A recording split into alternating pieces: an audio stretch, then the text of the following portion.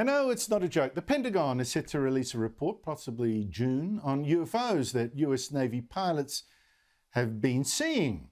I mean, former President Barack Obama last week said, look, this may sound odd, but it isn't. What is true, and I'm actually being serious here, is that there's footage and records of objects in the skies that we don't know exactly what they are. We can't explain how they moved, their trajectory. Now, what it's talking about is that for the past couple of decades, naval pilots in the US have kept seeing strange objects in the sky with them moving extremely fast. This, for instance, is from 2015 off Florida. There's a whole fleet of them. Look on the ASA. My gosh. They're all going against the wind. The wind's 120 knots from the west. Look at that thing, dude. Now, last year, the US Defense Department set up a special task force led by the Navy to detect, analyse and catalogue UAPs, which is called UFOs, that could potentially pose a threat to US national security. And a former official who did this kind of work for the US government says that is serious.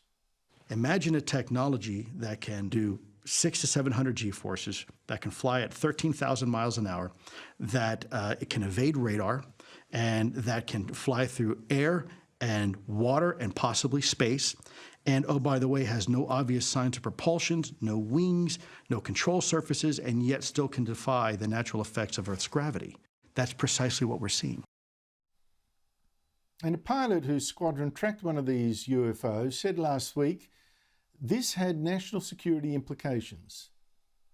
I would say, the highest probability is it's a threat observation program. Could it be Russian or Chinese technology? I don't see why not. Are you alarmed? I am worried, frankly. Joining me is Sky News US correspondent Annalise Nielsen. Annalise, I'm not wearing my tinfoil hat, but it does seem to be something out there. The question is, what?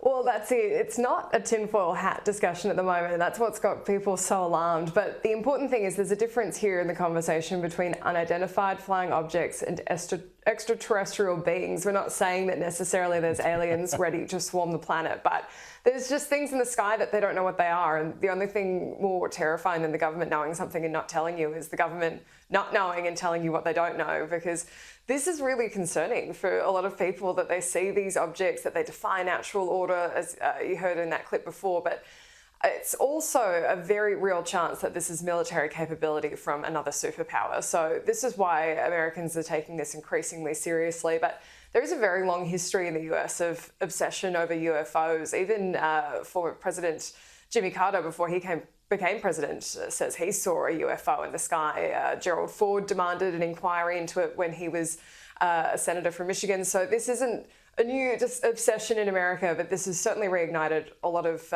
interest in it. And I mean, if 2020 couldn't get any weirder, why not bring UFOs in 2021? Look, I don't know if what they're seeing is real. It's a freak of radar or infrared detection. I don't know, but they seem to think it's more than that. How much interest is there in the US about this? I was struck by the fact that they've got Barack Obama, the former president, talking about it last week. The Pentagon having a special task force they've set up last year to look at this, and you had a 60 Minutes US show on it as well. It seems to be peaking.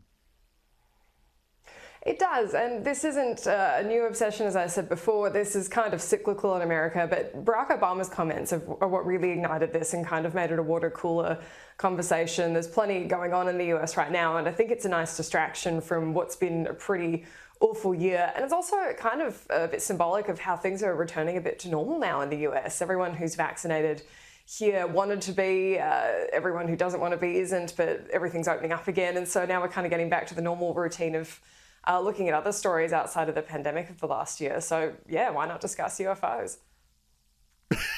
Getting back to normal, discussing UFOs. Well, that's a really interesting insight into American culture, but there you go.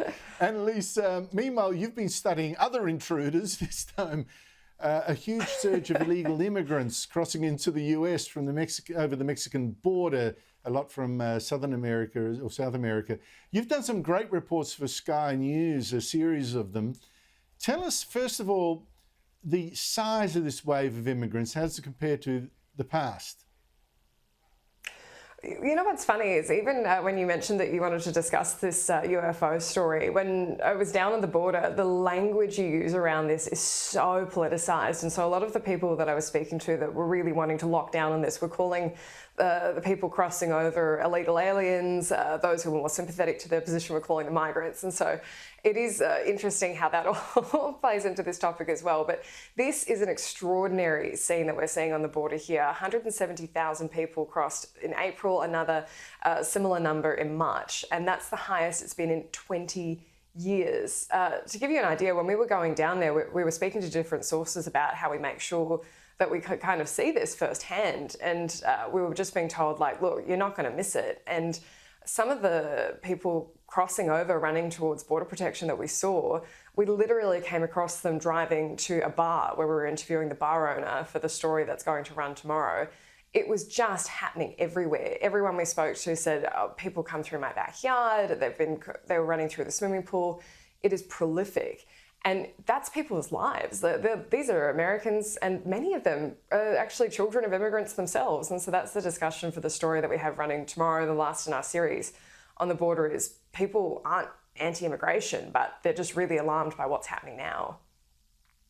Well, there is. I mean, these are people that America hasn't chosen as immigrants. And I also wonder whether they're genuine refugees, because from the reports you've given now, I might have missed here and there, so tell me if I got the wrong end of the stick here, but I heard a number say, look, they're fleeing domestic violence, they're fleeing a violent husband, they're fleeing poverty, sympathy, but domestic violence, fleeing domestic violence from South America all the way to America. I'm not sure that that's what you understand as a refugee. I don't know, in my perspective, that would be about as genuine of a refugee if you get in that particular circumstance. I think you look to your own country to defend you. No, you look to your own country to defend you. Well, I mean, are you going to talk to Central American authorities to protect you in that? It's not all go to America. I don't know. I'm the one that had to stand there and talk to that woman, Andrew, and I would say that she's about as genuine a refugee as you would get. And even now I'm being careful with the language I use, because she was saying that her husband stalks stories about the country she's from and refugees because she's so worried that he is going to find her. He's been following her and sending messages saying, I'm basically 2 steps behind you. So, man, if I could sign off on her application, I'd be doing it in a heartbeat. But I do understand your point in that a lot of the people we spoke to were coming for economic reasons. They were saying they're just going to make more money in the US. So that's basically the US government would say absolutely not.